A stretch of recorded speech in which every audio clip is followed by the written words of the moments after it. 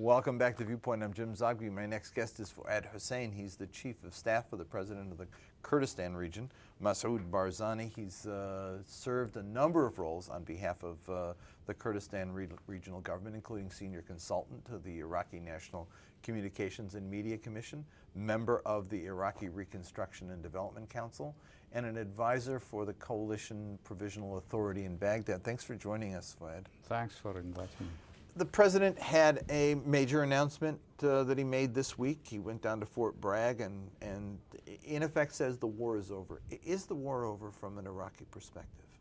The war is over for the American, but from Iraqi perspective, we must have a new definition for the war. If it is about terrorist attacks, I think terrorists are still active in Iraq. If it is about political conflict, which unfortunately in Iraq leads to violence, it is still there. So the war is over for the American army, yes. But not for Iraq? Not yet. And we did a poll recently in Iraq, and we found some real divisions, obviously, between the various communities in the country, some consensus on some points. But I found it interesting that while when we asked the question, how do you feel about the Americans leaving? On the one hand, there was a happiness. On the other hand, there was a real fear about several factors, and the Kurds were the most concerned. Yes. About the security situation, about the stability of the country, et cetera. Describe from the Kurdish perspective the sense of what has been accomplished in Iraq in the last decade and what the fears are about the future moving forward. What has been accomplished, of course, after removal of the regime of Saddam Hussein, the election process started, a coalition government has been founded, a parliament has been founded, all these freedom of media and press has been there. These were all positive aspects, and the political process started. What worries us is that perhaps the political process will stop or will go back. The election will not be there next time. The coalition government will not be coalition. So all what we have achieved can be not there anymore. How secure is the Kurdish region for the Kurdish people? I mean, do you fear losing control? No, I think as far as Kurdish people, we are secure. Especially if the unity among Kurds and Kurdish political parties will be there, will stay, and we have it now. Although there are differences, of course, political differences, but when it comes to Kurdistan and Kurdish national security, I think all they are united. There have been some terrorist attacks in the Kurdish region, and I've seen reports where allegations were being made that they are coming from Iran or coming from Syria or coming from elsewhere. Talk to me about the neighbors right now. One of the things we found was,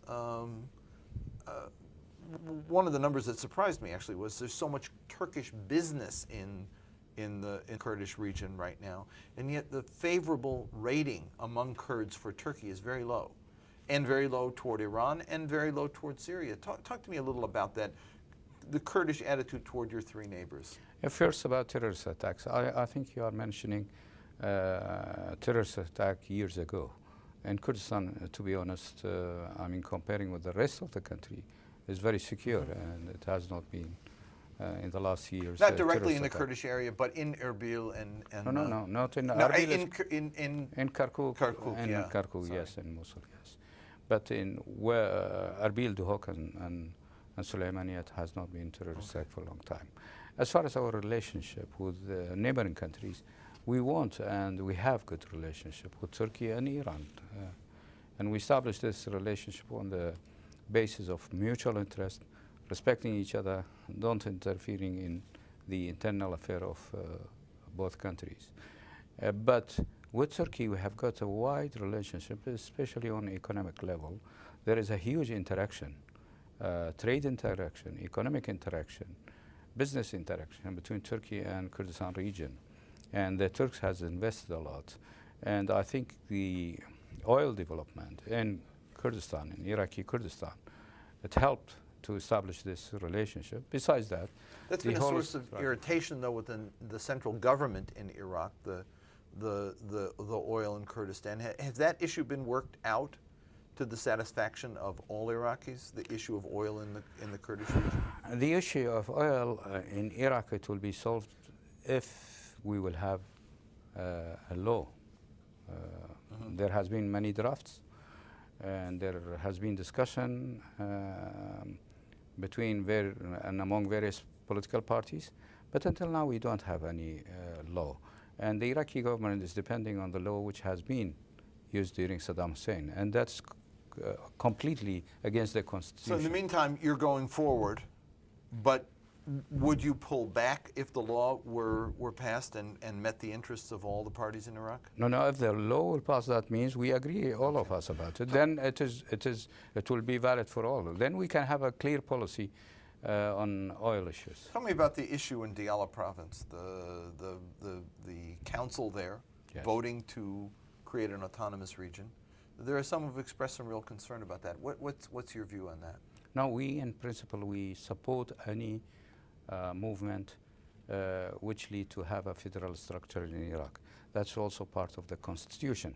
However, the feeling is there that gradually, because of this mentality and centralist idea in Baghdad, people are going to take the power in their hand because they are fed up with this the way of working and following politics in Baghdad. So you see, in Salah ad-Din, the council started to talk about having a federal structure in that governorate, and Diyala started, and before that Ramadi started, and Basra started, Kut started. So I think either Baghdad will be a government for everybody and for all, and we will have a real democratic government wherein all groups, they will be part of it, or it will be a government which is going to the direction of having everything in their hand. And because of that, of course, the others will try to be far away from Speaking of that, the coalition government that was formed came to some agreements.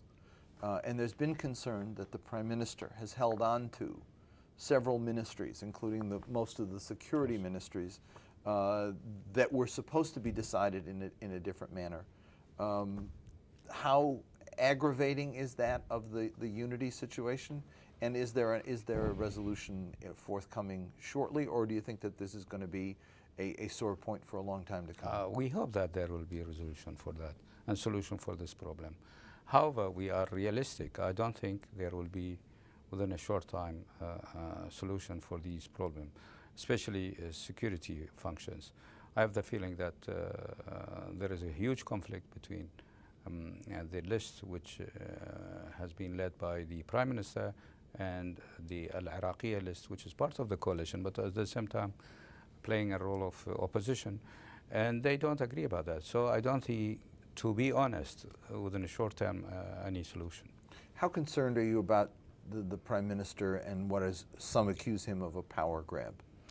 It is not about the Prime Minister, it is about the policy in Baghdad. We are very much concerned about the policy in Baghdad, and we think if it will continue as it is now, it is going the wrong direction. Let me tell viewers, if they want to get in the conversation, give us a call. If you're calling from overseas, it's 001-202-420-5665. If you're calling from here in the U.S., it's 1-202-420-5730. An issue that is a flashpoint that has been there from the beginning is Kirkuk.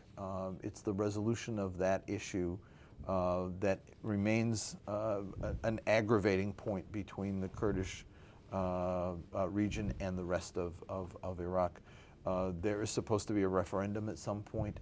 Talk to me a little about where that is right now, and whether or not you're going to be pushing it. Or is it not time to deal with it? No, it's time. It's always time to deal with it. The policy in Iraq for a while was to delay everything. And nowadays also, there are some people in Baghdad. They want to delay every issue. I don't know what's the reason, but that's the policy. Kirkuk issue is very sensitive and very important matter. It has to do with the constitution in the first place. There is an article in the constitution, Article 140, and since 2005, since we have this constitution, this article has not been implemented. It is actually the job of the Iraqi government to implement this article, but it has not been implemented. The end of the article, because it has to do with 3 stages, this article. The last stage of the implementation of the article has to do with referendum. But we didn't yet finish the first stage, to be honest. Let me go to Florida for a call. Caller, your question. How Hello? you doing, James? Very good. How are you? How you doing? Your question? I'd like to say hello to the gentleman in front of you. Mm-hmm. First of all, I'd like to ask him a question. Sure. How come they blame the countries they are in, Iran, Iraq, Syria, Iraq, everything happened to him, but they never blame the British, whoever divide Kurdistan. Another thing, they have 260 companies. The biggest companies invested in Kurdistan right now, in Arabil and in Kirkuk, are Israeli Zionists. How come they never blame Let me these stop you there. people for what Let they me do stop you there and ask him about both. We showed the map a little while ago of where the Kurdish region is, Yes. and he's asking, that there's blame for Turkey, blame for Iran, blame for Iraq and Syria, but never for the British who created the problem in the first place. And then secondly, there are these continuing stories about Israeli involvement in the Kurdish region. Answer both if you would. Yeah, the first, I think he's right. I mean, the original blame lies with the British government at that time. Is there still a vision of Kurdistan being a unified region? Or is that something that you don't want to get into because it involves regional conflict with Turkey, Iran, and Syria? No, there are 2 things. First, if we are talking about self-determination of the Kurds as a nation, they have that right. And the right of the self-determination to be free to choose is their legal right. It is part of the right which has been recognized by international community. But the second point is it possible to reach that right? Is it possible to implement that right? That has to do with politics and balancing balance of power and the whole situation in the Middle East. And the Israeli So it will be difficult to have now to talk about an independent Kurdistan, which include all parts of Kurdistan. Talk as far about as the Israeli community, I think we hear that. Companies, I think we hear that often. But that's not the reality. People who say about that. First, we are inviting those people to see that. To see these companies, where are they? Which kind of companies? What are the names? This is not true, to be honest. Let me go to UK for a call. Caller? Yes, hi. Hi. Your question. Yes, my question to the gentleman is whether the division of Iraq into 3 different sects, Kurdish and Sunni and Shiite, is this in favor of Iraqi people in general or not? And my second part of my I'm going to stop you is- there. I'm going to stop you there because we're running out of time. Yes, I say yes, because to be honest, the relationship between Sunni bloc or Sunni community and Shia community is an antagonist relationship, and people, they were fighting each other. So the solution is each group has their own right in their own area, the Kurds, the Sunni and the Shia, and at the same time we can have Baghdad for all of us. So this is a kind of federal structure. It is not about people, they choose their identity. If they choose their identity, they say we are Sunnis, so it is Let up me to ask you one them. last question about the Christian community. I know that they've been pushing for an autonomous region and they want it in the Kurdish area. I think your folks support that. Is that in the interest of Iraq itself as a country, or how do you deal with this problem? The Christian community has paid a terrible price during this war. All of us, we paid the price, but the Christian community, they paid high price. That's right. And we tried in Kurdistan to give them all support, all help, all protection, and we consider that as duty. But if there will be an autonomous region for them, and if they want that, I think we will support that. It would be a shame if Iraq were not able to reabsorb all of its people in their original areas, the kind of integrated society that one hopes for. Is that possible in the future? Possible, if it is possible, if we will have a real democracy in Iraq. But I don't think, to be honest, I'm a realist and I'm dealing with reality in Iraq, and I am an insider.